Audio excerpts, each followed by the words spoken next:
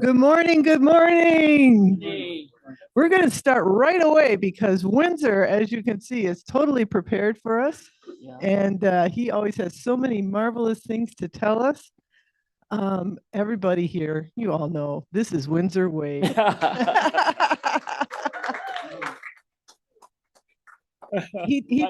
He decided to walk from Geneva because that's the most definite way to get here, right? Yeah. Yeah, and he's a walker because That's right. he was on the March for Peace from Maine to Washington, D.C. Yes. So that is just one of the many awesome things that Windsor has done. As the firstborn child to Lewis and Katie Wade in 1949 in Winter Garden, Florida, where he was one of four more children. The family moved to Western New York in 1953 to escape the American apartheid system of Jim Crow. The family resided in Holly, Orleans County, where he graduated from high school with a Regents diploma in 1967.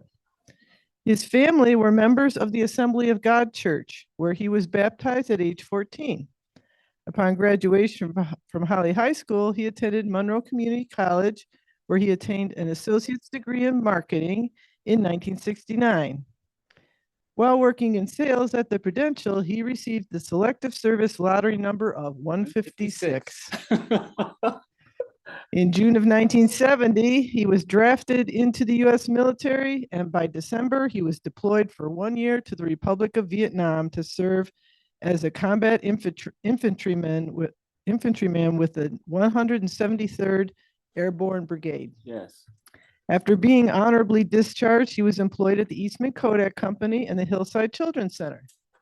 Using the GI Bill, he returned to school and earned a BA in history and an MA in liberal studies from SUNY at Brockport. In 1980, he began his career as an educator administrator with the Rochester City School District, spending 25 years at the School Without Walls. He retired in 2018. He is the father of Gabrielle Guman, Zinzi and Edom Asoma Wade, and is abuelo, grandfather of Kennedy Guman and Nasser and Lauren Asamoah Wade. He is now board emeritus for the Gandhi Institute for Nonviolence, a board member of Historic Geneva, a member of Chapter 23 of the Veterans for Peace in Rochester, and currently he is serving on the national board for the Veterans for Peace. He has been a member of DUPSI since 1990 and currently resides in Geneva with his wife Maria and their cats, Nunu and Lola. And I give you a charter member of DEIB, Yes. Windsor Wade. Thank you. Morning, everybody. It's so good to see everybody. It's been a long time. I'm really honored to be asked to make this presentation. But before my presentation, let's have a few minutes of silence for the victims of racism and militarism, the victims of the October 2023 attack, the Palestinians killed in Gaza by the IDF, the murder of Renee Good and Alex Preddy in Minneapolis, the deaths of the detainees of ICE, the deaths of people at sea in international waters by domestic drone strikes, the deaths of Venezuelans in the abduction of President Maduro, the victims of the Sudanese civil war, Russia's war on Ukraine, and the most recent loss of life in yesterday's attack in Iran. Give us a few minutes of silence for these victims of militarism and racism.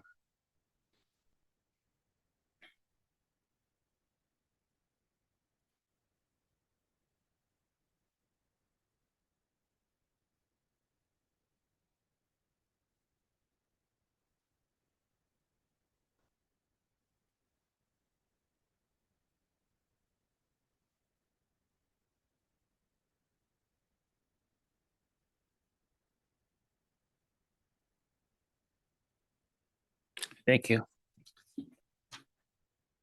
Okay. I'd like to thank you for coming to hear my efforts to make a difference in fighting the powers that be. It's my third attempt. Third time is a charm.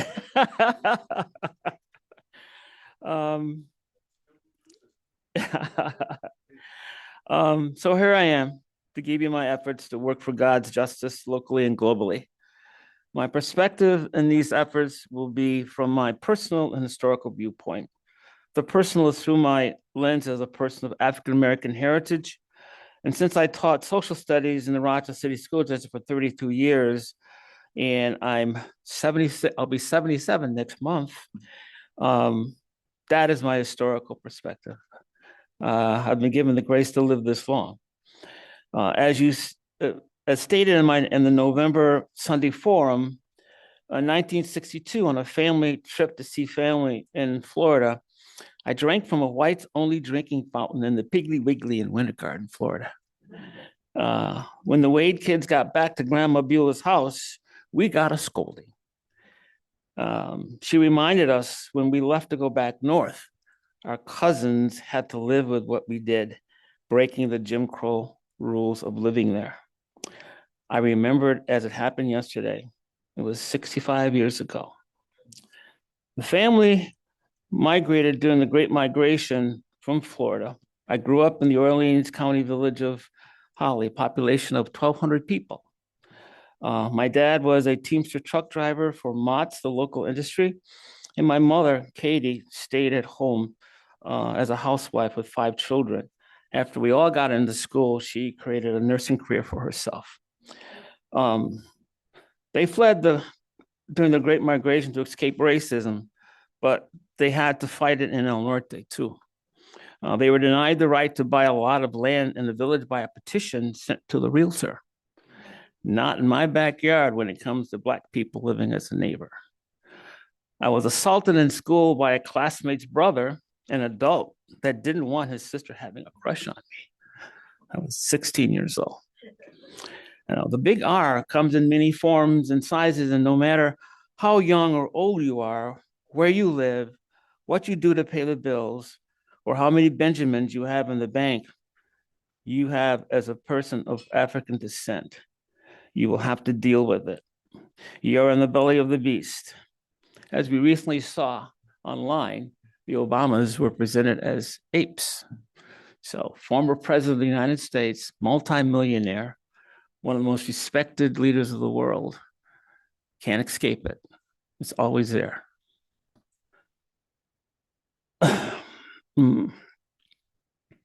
You have to show up and act out against the cruelty of racism and militarism in any way you can. My encounter with militarism happened when I got drafted in 1970. And as a child of the 60s, the dominant event in our lives was the Vietnam War. You want to talk about a power to be, the US military.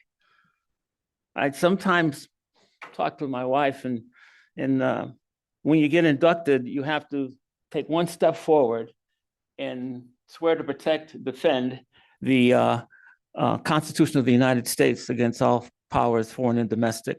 And I sometimes wonder if I had not taken that step, what path my life had taken. Because I can remember in that room, there were 3 or 4 guys who didn't take that step forward.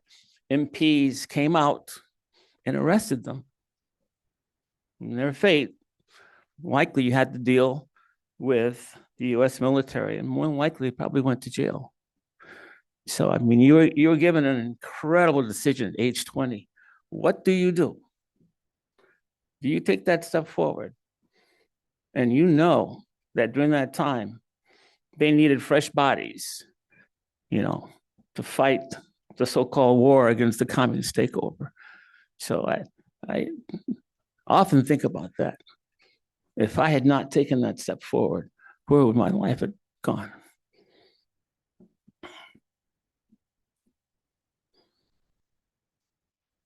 I graduated from high school in 1967, and I had attended the funerals of Paul Case, my Scoutmaster's son, Howard Bowen, a soccer teammate, and Ronnie Sisson, our band's drum major. 12 of us went off to Vietnam, and 9 were killed in action. I survived. Paul Sanford, and Art Torrance, the 3 that did come back. as Pat said, I returned on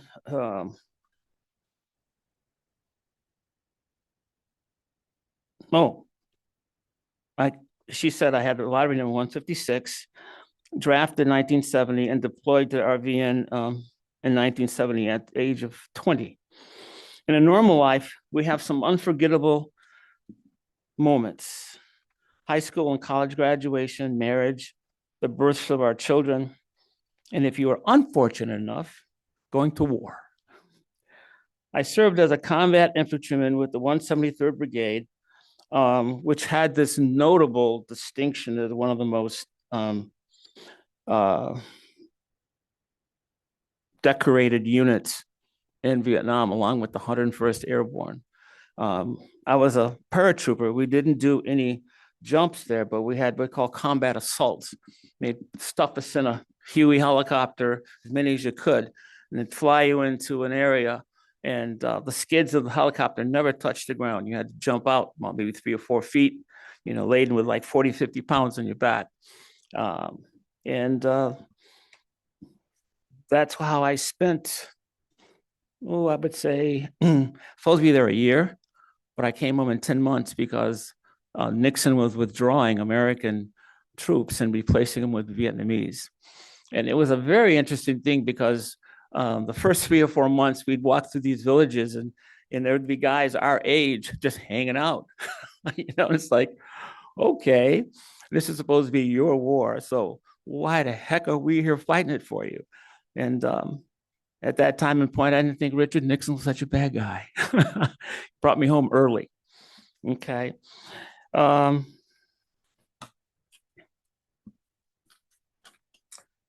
The best testimony for my months spent in Vietnam comes from readings from The Things They Carried.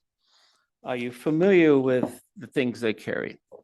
Yes. So I selected this because as a grunt, and that's what we called ourselves, everything that you needed to survive, you carried in your rucksack, and depending on who you were, what your position was, depending on the weight that you had in the back. I was the company's RTO, radio telegraph operator, and that was your lifeline to your support. And you were a big target because you had this radio on the back, and I was always with the captain, Captain Drury. You needed to make a artillery strike or a medevac, he was within arm's reach of the radio. So spent a lot of time with Captain Drury, graduate of Virginia Military Institute. And we chided him, we said it was the Virginia Mental Institute. He took it quite well. So some excerpts from The Things They Carried.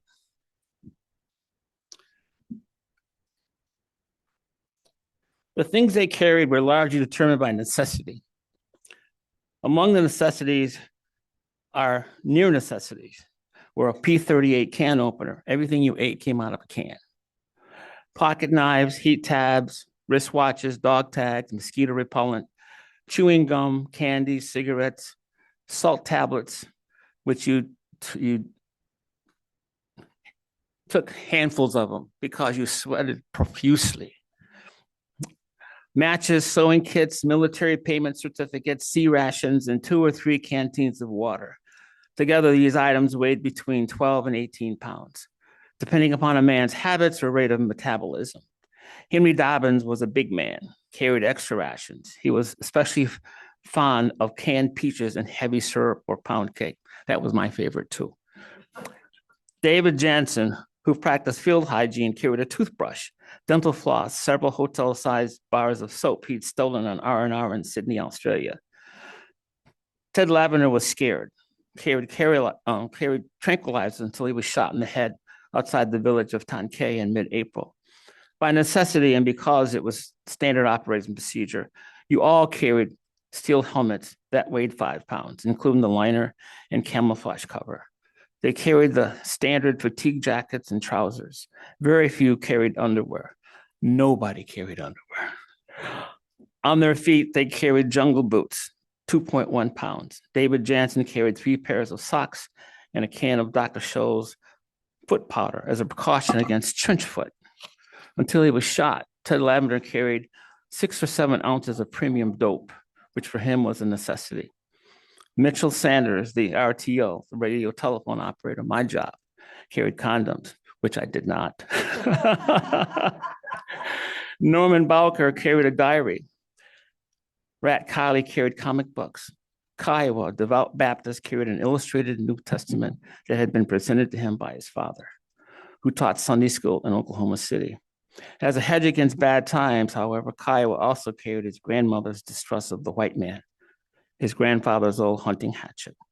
Necessity dictated, because the land was mined and booby-trapped, and it was standard operating procedure for each man to carry a steel-centered, nylon-covered flak jacket, which weighed 6.7 pounds, but which on hot days, which were many, seemed much heavier because you could die so quickly. Each man carried at least one large compressed bandage, usually in the helmet band for easy access. Because the nights were cold and because the monsoons were wet, each carried a green plastic poncho that could be used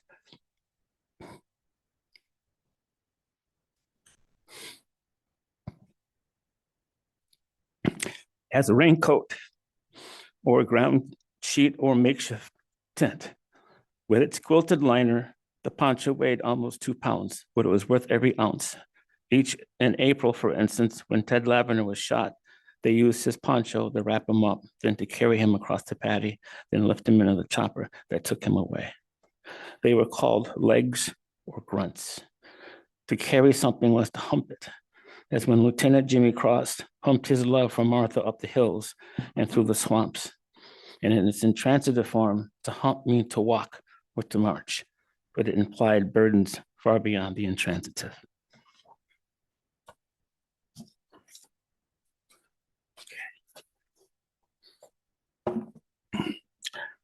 I experienced this double whammy of being in the belly of the beast of the American military machine and societal racism, because we quickly recognized that the Vietnam War was a racist war. We were taught to hate the Vietnamese people because they were not white and because they defied the attempt by the United States to mold into something that they did not want to be. It was a civil war between the North and the South. And it was very evident, it didn't take months and months to see that. It was very apparent. And I think it was more apparent to the Black GIs than the white GIs. Anyone that experienced the Vietnam War had PTSD. Grunts in the Marine Corps and the Army suffered the most. In my 20s, I was filled with anger and spiritually painful levels of just being victimized, because you knew that you either had to go or you went to prison. And I really take my hat off to the guys who refused to take that step forward, and MPs came out and handcuffed them. I don't think I had that kind of chutzpah at that point in my life. So I returned home after being there for almost a year, and coming back to what we call the world, the real world, was very traumatic, because people who had, they'd want to buy you a drink in the airport because you traveled in your dress blues. On the other side of the coin, we were called baby killers. There was no in between. So I went through therapy, group counseling to deal with my anger. But one of the things that I was blessed with, I found Metro Justice, while I was teaching at the city school district. And I found a way to face the powers head on. Members of Metro Justice were ardent Vietnam War activists. They were draft resistors, they were conscious objectors, and there are several that had fled to Canada. And when President Carter pardoned them, they came back home. Because if you'd come back home before the amnesty was given, the FBI lurked at your last residence, usually your parents, and would arrest you. So being in Metro Justice, surrounded by people who felt the way I did, that the Vietnam War was morally corrupt and shouldn't have happened, it was a real healing to be among those folks. Last summer, it celebrated its 50 years of existence of civil disobedience and activism. And I went to the 50-year party for the existence of Metro Justice, and it was fantastic. In those years I was in Metro Justice, you might recognize some of these names: Bill and Sally McCoy, John Greenbaum, Dr. Arnie Maitland, Jack Spatula Bradigan, Marilyn Anderson, John Garlock, and many more people, many more stalwarts here in the Rochester activist community. And they had task force.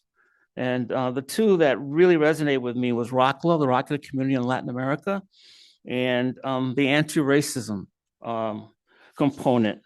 And this is, if you're not familiar with Metro Justice, this is what they stood for.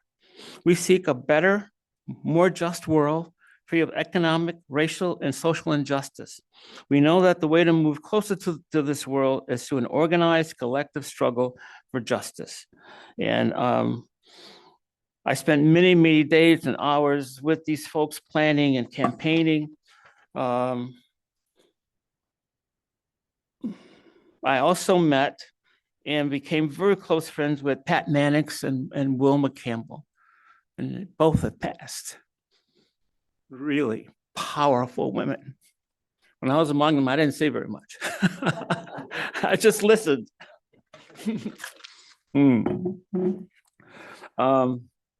Some of the campaigns we were involved in, I remember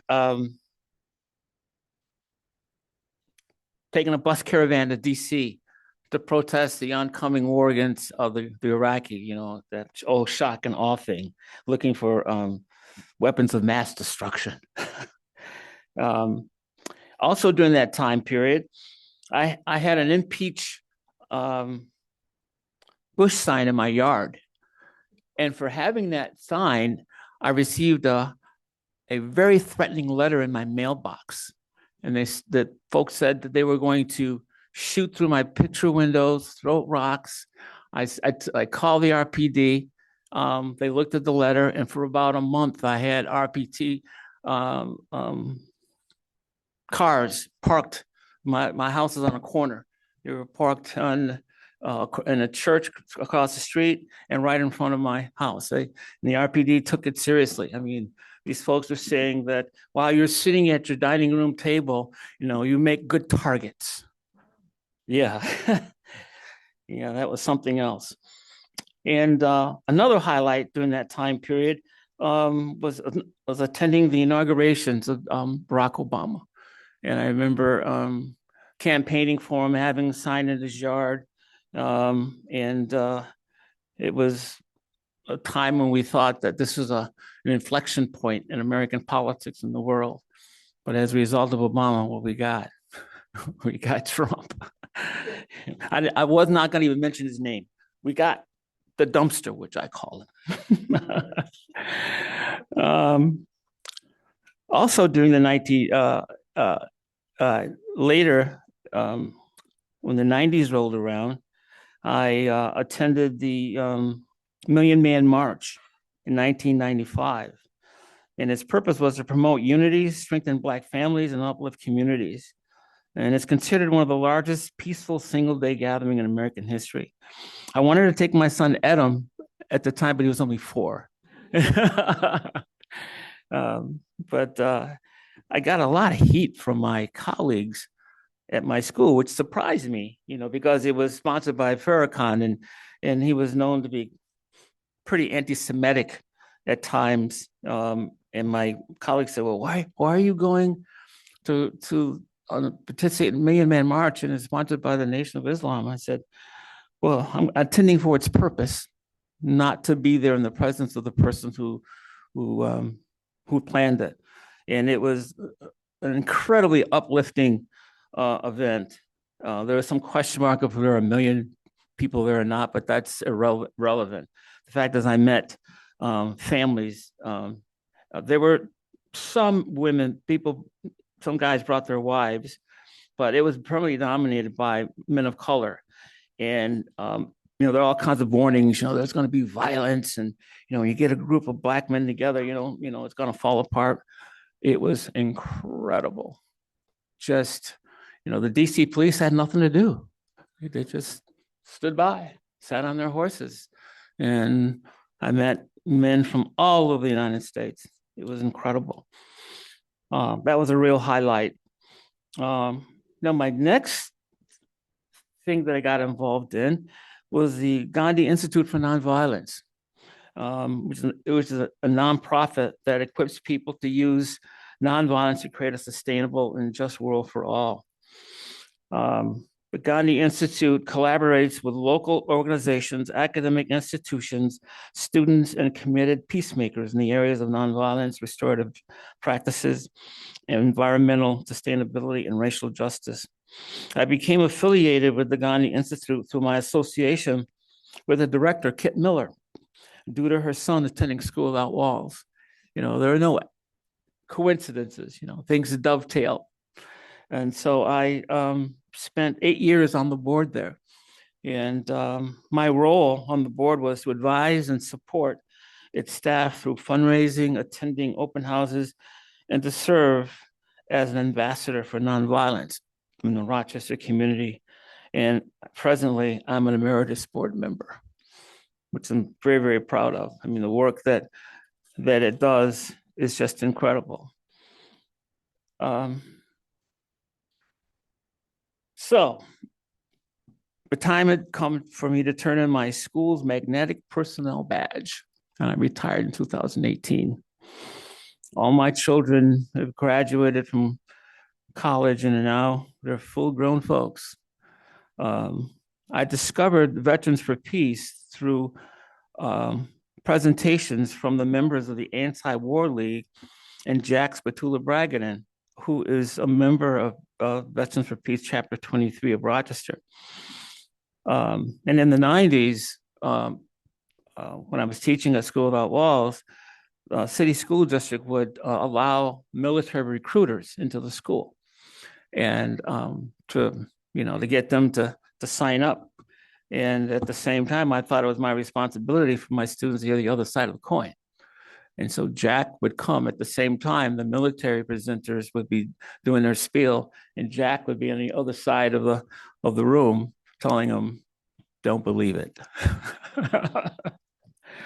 And urban students all over the country are targeted, and I sometimes wonder if Penfield and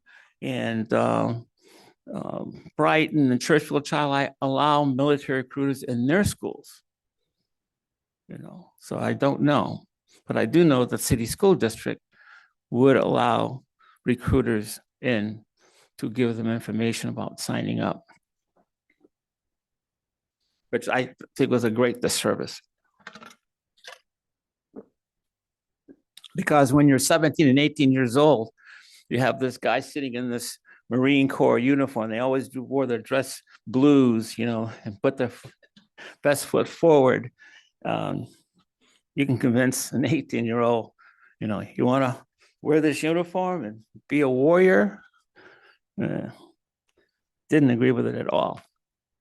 I was very lucky that my principal, who didn't go to Vietnam, but avoided Vietnam, he was in the Army, with full agreement that the kids should hear the other side of the story about military service.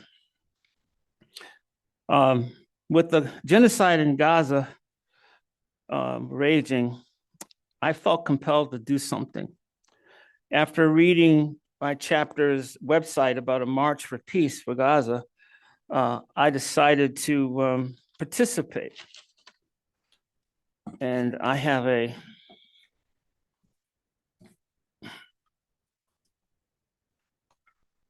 news release by Veterans for Peace. 75-year-old former paratrooper walks the walk against war. 54 years ago, Windsor Wade marched off to war. Today, he's walking for peace. The 75-year-old former paratrooper is on Peace Walk 2024, organized by Veterans for Peace, winding its way 700 miles from Maine, where the group was founded in 1985, to Washington, D.C. Wade served in Vietnam in 1970 and 71 with the 173rd Airborne Brigade, Binh Dinh Province, in one of the Army's most dangerous jobs, radio telephone operator for the company commander. His decorations include the Combat Infantry Badge, Parachutist Wings, and the Air Medal from the government of South Vietnam. At the walk's kickoff in Maine, Wade met a VFP member and a former Marine who was stationed at a fire base in Binh Dinh Province, providing artillery support for Wade's unit when Wade was there. That was the most unbelievable thing. Here we are 50 years later. His name is Doug Collins. He was one of the founders of Veterans for Peace. And we started talking, and he said, where were you? Where were you? It was just like, oh my God, you guys are in the Bong Song Valley. He says, I was on Firebase Sherman, and we used to get Firebase calls from you guys to cover you. It's like, wow. There are no coincidences. Wade called his trip back to Vietnam last year with Veterans for Peace an incredibly healing experience. And I'll talk about that trip that I made in 2023. The retired Rochester School District history teacher said, making this walk for peace as a former paratrooper is the best way for me to let the world know my absolute disgust with Israel's abhorrent actions in Gaza and the West Bank. This is madness, absolute madness. Our historical amnesia is appalling. Generations later, the children of Vietnam still suffer from Agent Orange poisoning, while the children of Gaza are being maimed and slaughtered. Wade used the GI Bill after his honorable discharge to earn a BA and MA in history from SUNY Brockport. He is active in the Justice League at the downtown Rochester Presbyterian Church and is a member of the Gandhi Institute for Nonviolence in the city. His mantra for his 3 children, 3 grandchildren is wage peace and let's make a difference in this mad, mad world. And the gentleman who is responsible for organizing this walk, his name is Tarak Golf. He was interviewed, and he's a former paratrooper too. Said the reasons for the walk are many, but stressed. All of us on this planet are faced with frightening threats to climate and environmental destruction, much of it caused by our military misadventures, and the very real threat of nuclear war prompted us to organize this walk. Since then, we've begun witnessing a genocide in real time in Gaza. We must focus on it and demand it end. Americans are spending hundreds of billions in genocide dollars that we need at home for healthcare, education, and environmental protection. Volunteer organizers from 9 states along the route worked for months, securing lodging, food, and plenty of Band-Aids for blisters. I didn't get any blisters. I think that's from my Camino walks. I got some pretty thick feet. At many of the nightly stops, there have been programs with musicians, poets, and speakers. The Peace Walk 2024 is scheduled to arrive in Washington July 4th and is a national project of Veterans for Peace, which since 1985 has worked to expose the true cost of war and abolish war as an instrument of national policy. It has over 100 chapters around the country.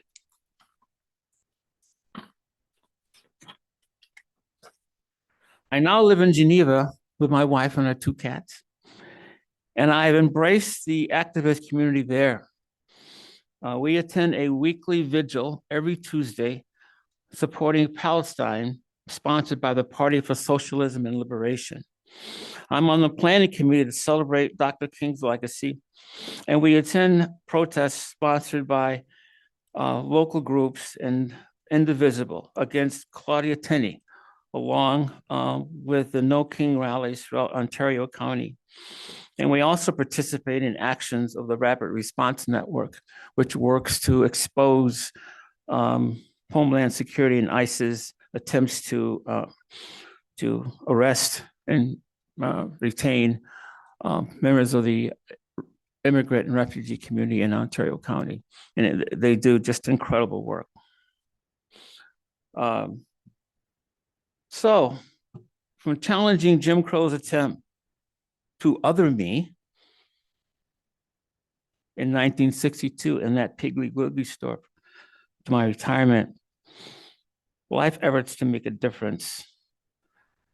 Please remember the words of Dwight D. Eisenhower. I hate war as a soldier who has lived it and can only as one who has seen its brutality, its futility, and its stupidity. And I think our President, Commander-in-Chief should hear that message. So let there be peace at home and abroad. Amen.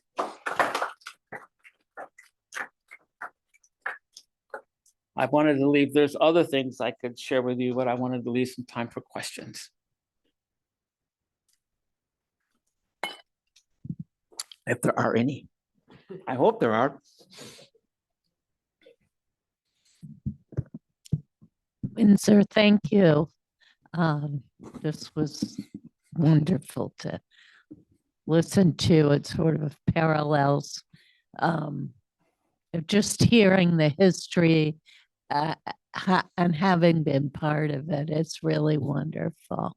My question is about this latest war against Iran. Yes. And what impact you think that will have on any reconstruction or any progress in rebuilding Gaza?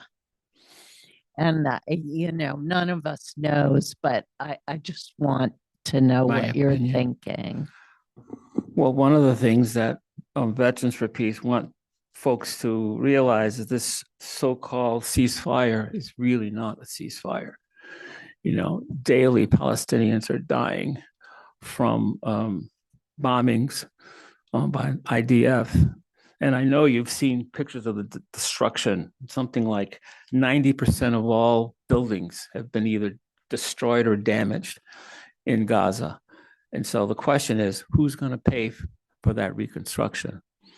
In my opinion, the Israelis aren't going to do it. And if you kept abreast of the news, there are certain members of the present administration want to turn it into a Riviera. It really pains me and many members of Veterans for Peace that the ongoing destruction of the Palestinian culture, that they are a stateless people. There are millions of Palestinians living all over the Middle East, and they just want to return home. And I honestly don't think that's a dream that's going to come true. The present government in Israel, this whole thing about a two-state solution, they're doing everything in their power to not have that happen. And there has been rumblings that they're going to annex the West Bank. And who's going to stop them from annexing it, which will totally eliminate the possibility of a two-state solution. So I would hope that the United States, you're very welcome, with a change of administration, I think we got 3 more years of this madness. We'll make it a responsibility to reconstruct the damage done in Gaza. But that's a very distant possibility, unfortunately. Maybe I'm not looking at the glass half full, but half empty with this situation. My wife and I are supporters of and believe in that what's happening to the Palestinians is based on a racist colonial white supremacist mentality. And it's been going on since the Nakba in 1948. So our hearts really go out to the Palestinian people. Our hearts go out to the students who have been arrested for supporting the Palestinian cause. There are some students who've been in prison, they've been in detention for a year because they were arrested on the campuses of Columbia and other schools.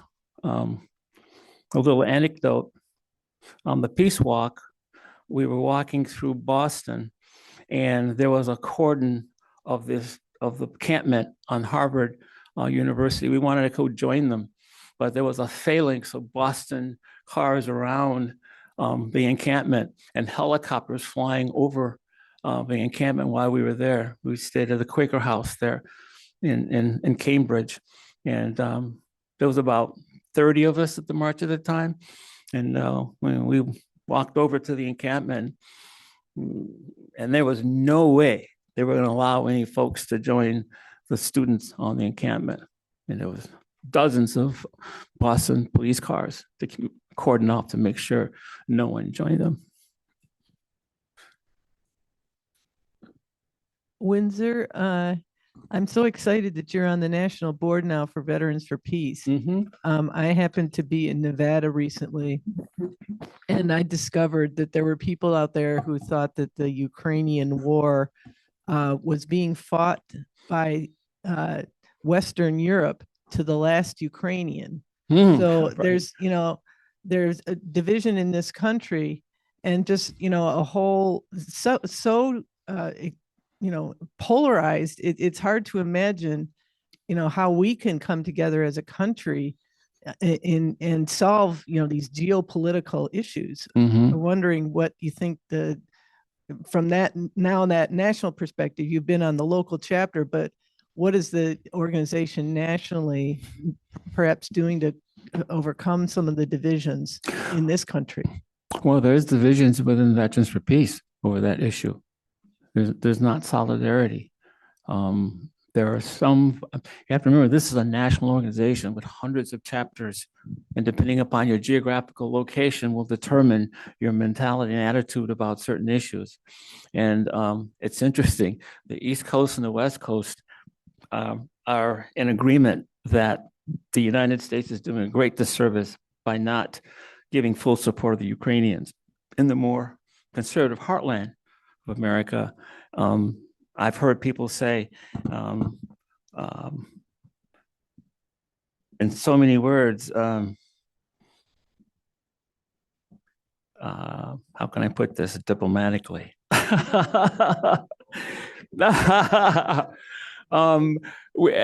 the United States, NATO, I've heard this, and it's just, man, people really get heated, that the reason why the Russians invaded Ukraine is that this whole possibility of Ukraine joining NATO, that we kicked the bear, which was Russia, and that Putin would not allow the Ukraine to join NATO, because if Ukraine had missiles, intercontinental ballistic missiles in Ukraine, they could reach Moscow in like 9 minutes. So there are some people in Veterans for Peace who feel that, we poke the bear by talking about Ukraine joining NATO. So, and I think that's a minority opinion. I think most members think that it's our obligation to help the Ukrainians as much as possible, because after Ukraine, what's next? Poland? The Baltic nations. So it's a real prickly pear of an issue within Veterans for Peace. But I think most people, conversations I've had, and we had a national convention in Nevada in July, and we had some very interesting conversations about that question you asked.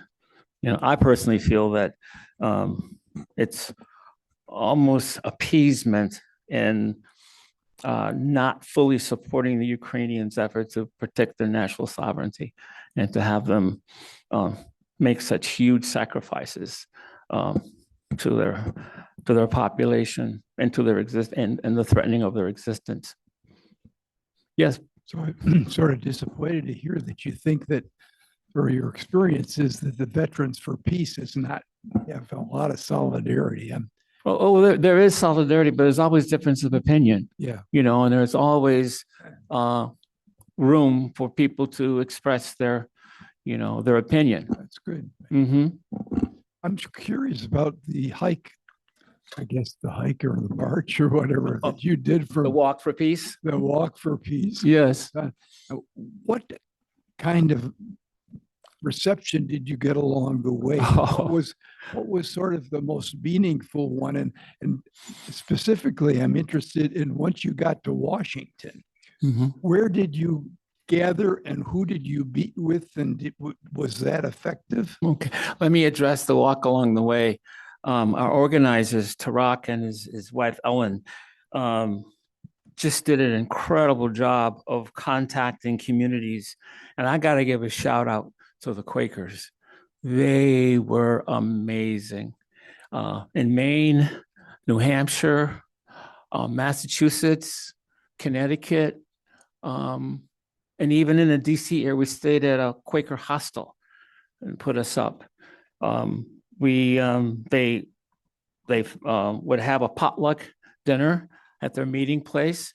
We participated in services in which, if you know anything about the Quakers, the services are pretty quiet.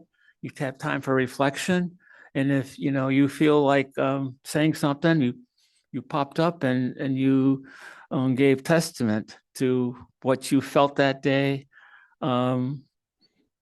Your hardships, your joys, your concerns. And I think probably the most meaningful, I mean, they were all meaningful. Most meaningful meeting place was in Providence, Rhode Island. Daniel Ellsberg's daughter, it was a Unitarian church, but they gave us a sanctuary. We met there, we shared a meal, and then we had an opportunity to speak our piece. And his niece was just amazing. She was sort of like the convener of the day. Frida Berrigan. Yeah, she kept her maiden name. And it differed from place. We were always met by the local activists wherever we were, whatever small town we went through. And they would greet us, sometimes go and have lunch someplace, go to a meeting sometimes. And these were just local, many of them were indivisible folks all along the way. And we were given a place to sleep. When we were with the Quaker community, we actually stayed in their homes. There were several places in Massachusetts and in Connecticut, and we stayed in their homes for a couple of days to recuperate because we walked 20 to 25 miles a day. We began. It was quite chilly. Spring in New England was rainy and cold, and as we headed south and got into warmer climates, especially when we got into Maryland, it became sticky, humid, and hot, and we longed for the cool, rainy days of New England. In fact, when we were in Maryland, there were several days the heat index was too high for us to march. We started, and then by about 11 o'clock, we were supposed to walk like 15, 18 miles. And when we were in Maryland, Tarak, who was basically one of the organizers, handed over to me to make the decisions about things like how far to walk, if we should walk. And there were several days, and we're all older. I think the youngest person was like maybe 50, 55. And when we were in DC, we stopped in Mount Rainier, Maryland, and we walked there 4th of July, and it was really hot and sticky. And people along the way were giving us bottles of water, and hosing us, with garden hoses, and they were just wonderful. So it depended on where you were.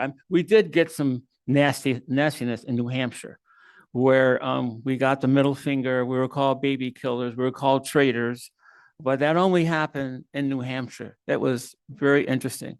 Every other place we were greeted with, people would come out of the stores and restaurants and clap. Cars would drive by, thumbs up. But New Hampshire was pretty hostile. Washington, D.C. Oh, it was incredible. We actually ended up at Lafayette Park. That was our last stop. It was on the north lawn of Washington, D.C. And there were another group there. It was so interesting, protesting NATO. Yeah, protesting NATO because of what you asked me, Pat, about the support of the Ukrainians. And there were groups from all over the United States who were there to express their opinion that NATO was a disservice to what was happening in Europe and in the world. Because the NATO countries also participated in Afghanistan, the UK, France, Denmark. So we sort of overwhelmed them. By the time we got to DC, there was about 300 of us because people flew in from the West, people who couldn't make the walk, but they flew in and joined us there, for the end of it. And along the way, people would join us for 2 or 3 days, a day or two. We walk through their town and kind of walk with you. Sure, come on. They walk with us for a few miles and say goodbye to them, and they go back home. But our group would, at one point in time, we were down to 5 people, because folks needed to go home. Some had, go back to their jobs, back to their families. But as we got closer to Washington, D.C., our numbers swelled, which was really nice. Windsor, Yes. your story about the drinking fountain reminded me of a memory of my own. It was, I was just about to go into 6th grade, so it must have been about 1952. And we were in Daytona, Florida, and in a Woolworth's, very large store. I felt a little thirsty, and so there was this little kind of grubby drinking fountain in the back. In the back, yeah. Yeah. And I stopped to take a drink, and my mother rushed up, a little panicky, pointing to the sign over the drinking fountain. I don't know the exact wording, but probably colored fountain. And I said, but I'm thirsty. And she pointed me to the front end of the store, which seemed like a long way away because Woolworths were spread out in those days. Right. And there was this shiny appliance that was hooked up to cool the water. And of course, that was whites only. Wow. And there's no way that I can understand what it's like to be, fully understand what it's like to be Black in America. And the closest I came was picketing a Sears in Durham, North Carolina, for them to hire Blacks because they would not.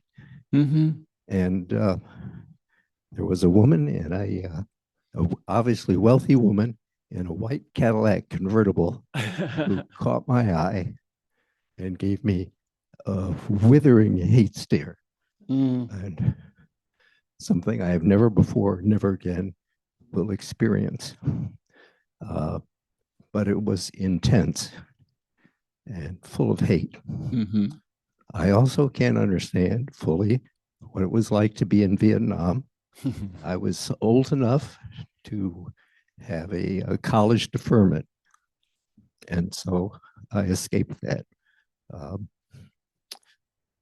But my son and I just happened to be exploring in Highland Park and found the memorial. Vietnam Memorial. Yeah. and it's very moving. And I would recommend to anybody who hasn't seen it to visit it. Thank you. Gail, Windsor, yes. what do you think the trajectory of your life might have been had you not stepped forward? Ooh, wow. Oh my goodness. Give some thought to that. More than likely, I would have been prosecuted and jailed. Oh, if If you hadn't, if Vietnam War hadn't happened, what were your plans? oh, well, to finish college and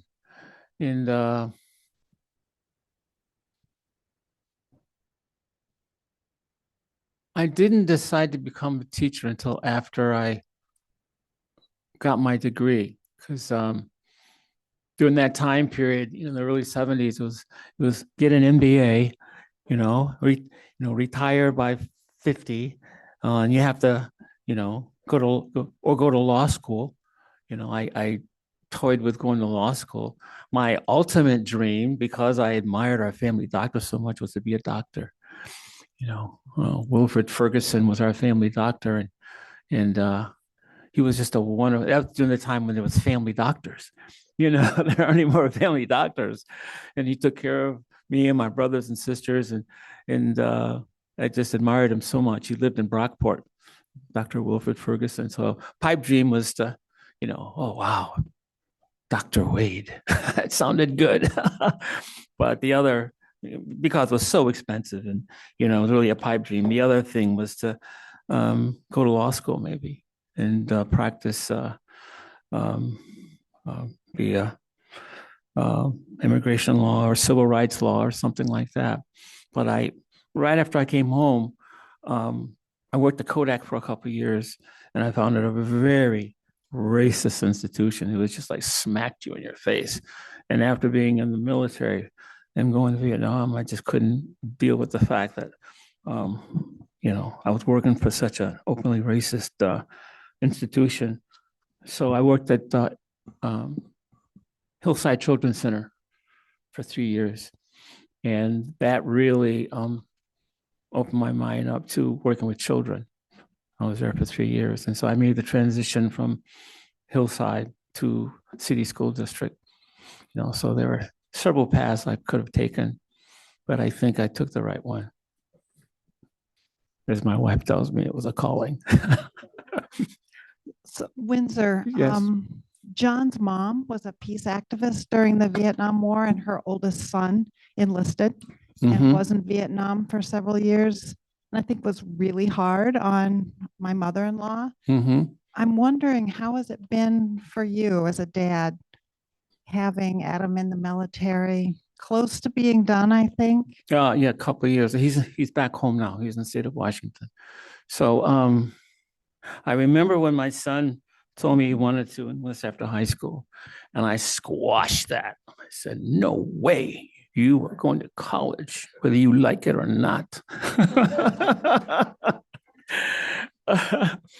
And so he, listened to me, and he went to State Buffalo, and when he graduated, I would go up see him all the time. He was a rugby player, and I loved watching him play rugby.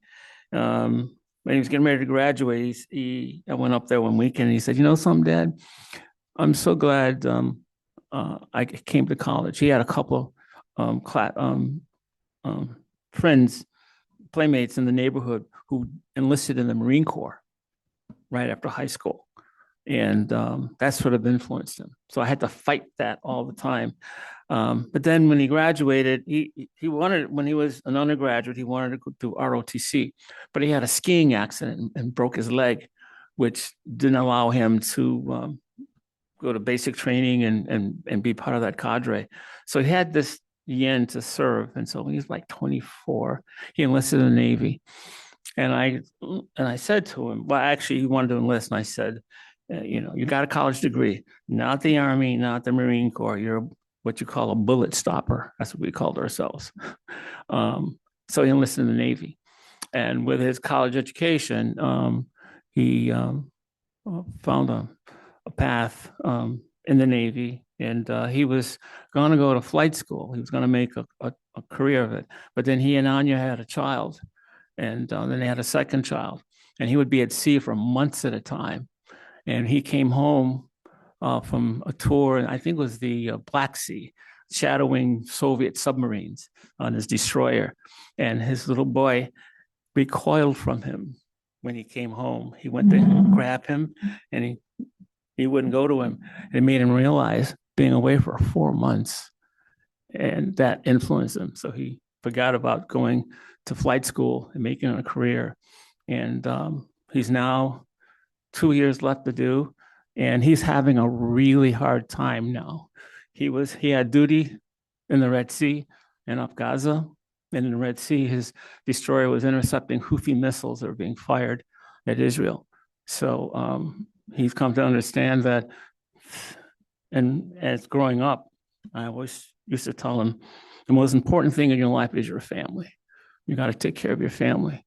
And being away at sea, all those that much of time just made him realize that he couldn't sacrifice being there to read stories and feed and to nurture his children.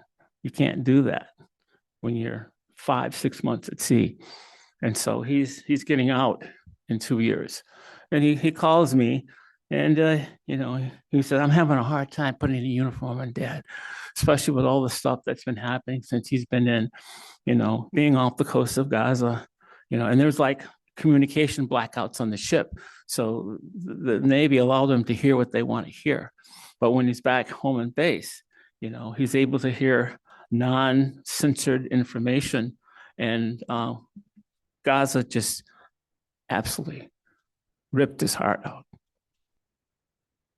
So, he's home. Can't wait to be discharged and become a civilian again. I hate to bring this to a close, Windsor. There's so many more things we could ask you. Yes. So we'll just have to have him back again, right? That's the plan. Yes. Well, thank you for hearing me out. I mean, there are some things that I wanted to share, but I mean, it's a lot of history and a lot of information. But so thank you for having me. Awesome. And one last thing, write letters, call, go to demonstrations, send money, whatever you can to oppose this administration. Okay. Okay, just to let you know that next week we start our full March programming, which is in the Caring for Creation theme that we have. And we're going to talk about replacing exploitation and scarcity with sustainability. Yes. And our first speaker is going to be Erin Turpin, who was actually a student of mine when I was at St. John Fisher. And she is a relatively recent graduate, but she's had multiple positions in the Rochester community. And she's currently advising the president of RIT on sustainability programs. Wow. And she's actually going to first talk about her AmeriCorps year just out of college, where she helped a church in the Beechwood neighborhood develop their community gardens. And she's, she'll have a little bit of insight from that church experience, and then she'll talk about other things she's done in the community. So please come to Sunday Forum next week too. And please take this with you. You'll find an edition of the Planet News newspaper printed by Veterans for Peace, an article about who we are, what we do, a New York Times article about the perspective of veterans as peacemakers, a list of books to read and videos to watch, and you'll find some interesting reading in this. You're welcome. Yes, ma'am. I don't know which birthday.